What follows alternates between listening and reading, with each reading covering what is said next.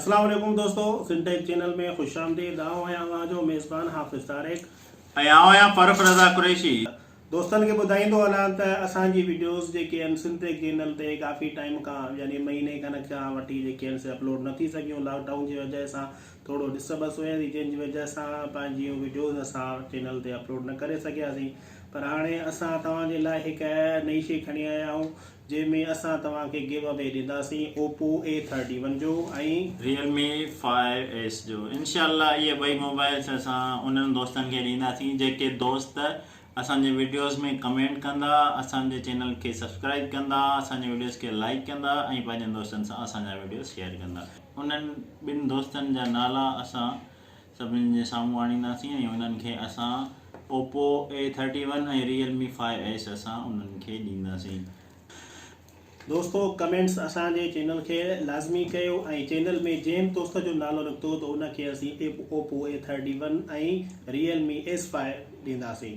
सो महिरबानी करे असांजे चैनल खे सब्सक्राइब कयो, लाइक कयो, कमेंट्स कयो ऐं बेल आइकन जे बटन ते प्रेस कयो त जीअं तव्हां लकी ड्रा में शामिल थी सघो। दोस्तों तव्हांजो वधीक टाइम ज़ाया कोन था कयूं ऐं अचूं था हिननि ॿिनि मोबाइलनि जी अनबॉक्सिंग जे तरफ़। Behind closed doors, I'm a fool for your love.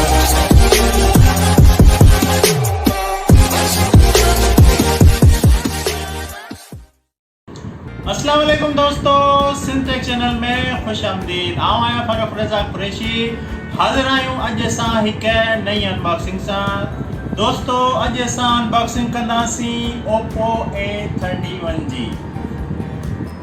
दोस्तों इन जी प्राइस आहे पाकिस्तान में 31,000 ऐं ही 4GB ऐं 128 GB वारो वेरियंट आहे। उन खां अलावा हिते असां कुझु ॾिसंदा हलूं त हिन मोबाइल जे बारे में असांखे कुझु शयूं हिते लिखियलु आहिनि। AI ट्रिपल कैमरा अथस, 6.5 HD वाटर ड्रॉप स्क्रीन आहे ऐं उन खां अलावा 4230 mAh जी लार्ज बैटरी हिन में आहे। दोस्तों इहा हुई हिन फ़ोन जी इंफॉर्मेशन। हाणे अचो त हिन मोबाइल खे अनबॉक्सिंग कयूं ऐं ॾिसूं त असांखे बॉक्स में छा छा मिले थो। अनबॉक्सिंग करण जे लाइ असां हिन जी हीअ कली लायूं था दोस्तों ऐं इन खे साइड ते रखूं था। उन खां अलावा असां जीअं ई बॉक्स ओपन कंदासीं त सभ खां पहिरें ई असांखे हिकिड़ो ॿियो बॉक्स मिले थो। हिन बॉक्स में ॾिसूं था त असांखे छा छा मिले थो। दोस्तों हिते असांखे सिलिकॉन केस मिले थो ओप्पो जे तरफ़ां। ही बि सुठी क्वालिटी जो आहे, काफ़ी माशाल्लाह बहितरीनु क्वालिटी जो आहे। उन खां अलावा असांखे कुझु हीअ बुकलेट्स मिलनि था ओप्पो जे तरफ़ां जंहिंमें मोबाइल जी इंफॉर्मेशन आहे ऐं हिते असांखे सिम इजेक्ट टूल बि मिले थो। दोस्तों उन खां पोइ असांखे जेका शइ मिले थी उहा आहे हीअ ओप्पो जी डिवाइस जेका आउं तव्हांखे ॾेखारींदो हलां। हिते कुझु स्पेसिफिकेशन्स लिखियलु आहिनि ओप्पो जे तरफ़ां। Oppo A31 AI triple camera, 6.5 HD plus water drop screen, उन खां पोइ 4230 mAh लार्ज बैटरी ऐं 3 card slot for more storage. यानी हिन में हाइब्रिड सिम स्लॉट न आहे बल्कि डेडिकेटेड सिम स्लॉट आहिनि। उन खां अलावा दोस्तों अचो त हिन खे ॾिसूं त हिन जो कलर कहिड़ो आहे ऐं मोबाइल कीअं आहे। दोस्तों हिन जो कलर ब्लैक आहे, तमामु ज़बरदस्त कलर अथसि, तमामु माशाल्लाह बहितरीनु कलर अथसि। तव्हां ॾिसो मोबाइल खे स्टार्ट कयूं था ऐं ॾिसूं था त बॉक्स में असांखे ॿियो छा छा मिले थो। दोस्तों हुन खां अलावा असांखे हिकिड़ो नंढड़ो पाठो मिले थो ऐं असांखे हिते चार्जर मिले थो। चार्जर मां तव्हांखे ॿुधाईंदो हलां त ही 5 वाट आहे, 2 एम्पियर 5 वाट 2 एम्पियर आहे। यानी फास्ट चार्जर त न आहे पर पोइ बि सुठो आहे, फास्ट जे बराबरि ई आहे। बहितरीनु चार्जर आहे ओप्पो जे तरफ़ां। ऐं हिते असांखे केबल जेका मिले थी उहा आहे USB माइक्रो USB जी केबल मिले थी। दोस्तों आउं तव्हांखे ॾेखारींदो हलां, हीअ ॾिसो माइक्रो USB जी केबल आहे। दोस्तों मोबाइल खुली वई आहे, मां हिन जी सेटिंग करे वठां, वरी असां अचूं था वीडियो जी तरफ़। दोस्तों ही मोबाइल जी असां सेटिंग करे छॾी आहे ऐं हिन जी ब्राइटनेस बि असां फुल करे छॾी आहे। ॾिसो तव्हां, मां हिन जी ब्राइटनेस बि फुल, तमामु ब्राइट डिस्प्ले आहे हिन जो, तमामु ज़बरदस्त डिस्प्ले अथसि, फुल HD डिस्प्ले आहे।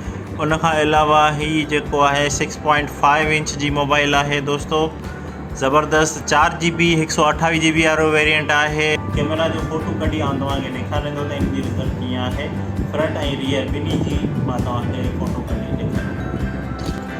दोस्तों ये इन जी फ्रंट कैमरा जी रिज़ल्ट आहे। मां तव्हांखे ज़ूम करे ॾेखारियां थियो त ॾिसो इन जी रिज़ल्ट केतिरी न बहितरीनु आहे। ॾिसो आउं तव्हांखे ॾेखारींदो हलां, ज़बरदस्त रिज़ल्ट अथसि, तमामु माशाअल्लाह बहितरीनु रिज़ल्ट अथसि।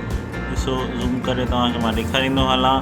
ऐं हीअ आहे इन जी रियर कैमरा। दोस्तों हीअ ॾिसो मां असांजे घर जे परदे जो फ़ोटो कढियो आहे। ॾिसो ज़बरदस्त माशाअल्लाह, कलर्स बि ॾाढा बहितरीनु आया आहिनि। उन खां अलावा इनखे तव्हां जेतिरो ज़ूम कयो त इन जा पिक्सल्स बि कोन था फाटनि। दोस्तों ज़बरदस्त कैमरा आहे। इन जी फ्रंट ऐं बैक ॿई बहितरीनु कैमरा आहिनि।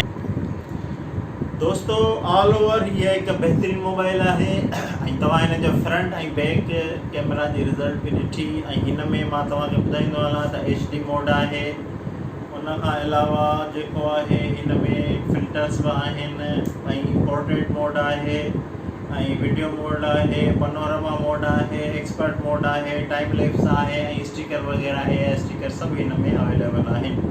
दोस्तों ऑल ओवर हीअ हिकु बहितरीनु मोबाइल आहे ऐं चार्जिंग जे हिसाब सां बि हीअ ॾाढी ज़बरदस्त मोबाइल आहे।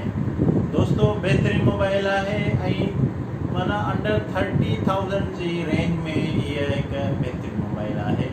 ओप्पो A31 जेका आहे Realme 5S जे मुक़ाबले में आहे। बिल्कुलु ओप्पो वारनि बि तमामु हिकिड़ी बहितरीनु कावश कई आहे ऐं हीअ माना मिड रेंज डिवाइस आहे, तमामु ज़बरदस्त आहे। उमेद कंदुसि त असांजो हीउ वीडियो अव्हांखे ज़रूरु पसंदि ईंदो।